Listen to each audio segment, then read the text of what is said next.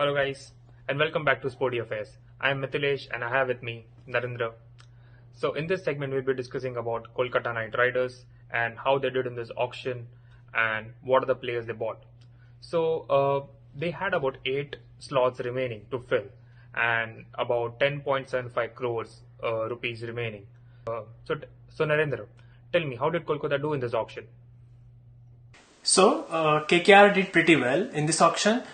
I would say some of those players which they bought are questionable. That how much outcome can they take out of them, such as Harbhajan Singh, Karun Nair, or even Pawan Negi. I'm not sure whether those players will get their chance into this edition of IPL because their core squad is Eoin, Morgan, Dinesh, Karthik, Sunil, Narine. Recently bought Shakib. Since Shakib has been previously been part of KKR team, he will eventually be part of the playing 11 because they have paid so much money, and apart from that he is in good form because he played well in the current Bangladesh Premier League as well.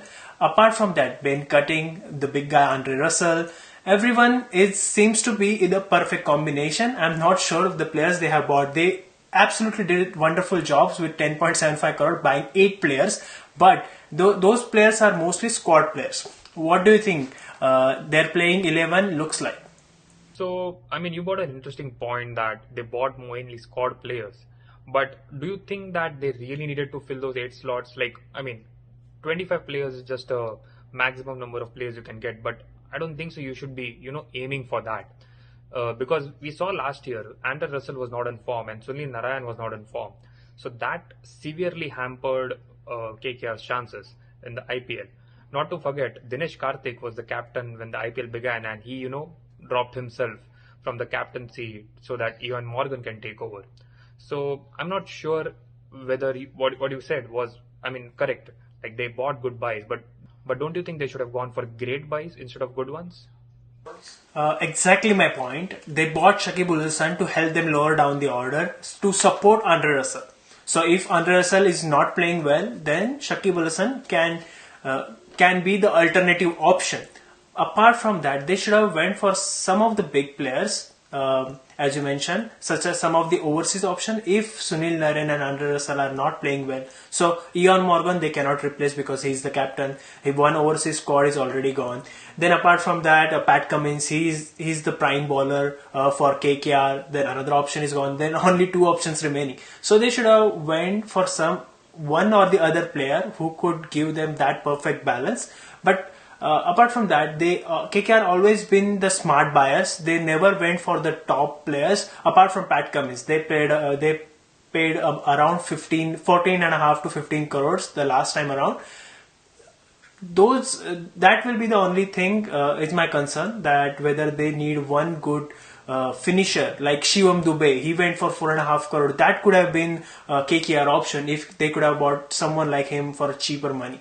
But I think Karun Nair's spot is a good buy because he is a good campaigner even for Punjab. He was looking good, but they let him go, and I think that was a profit for KKR. Okay, those are good points actually. So even I feel that Cutting and Shakib are squad players which will help Andre Russell and Sunil Narine if they fail. But also the point here is last year IPL was not in India, so that's maybe the reason Sunil Narine didn't click. And the Karun Nair signing is a very smart buy, to be honest, because they needed somebody top the order to complement Shubman, Gill and Nitish, Rana, because last year there was this joke going around that no batsman knows in KKR where or when he's going to bat. Like they used to change their opening combinations, 1 down, 2 down. Like every time we used to see a different team. So even the batsmen didn't know where they're going to bat. So maybe to bring back that consistency, they had gone for some of the squad players. So once the strategy is decided, I know for sure that in T20 you cannot guess anything, you cannot plan anything out, but at least there should be some like a common pattern. Like you see Mumbai squad, you see RCB, you see CSK, they have the order set. But KKR is one anomaly, where nobody knows where when he's going to bat. So maybe if they narrow that down, that will definitely help the team.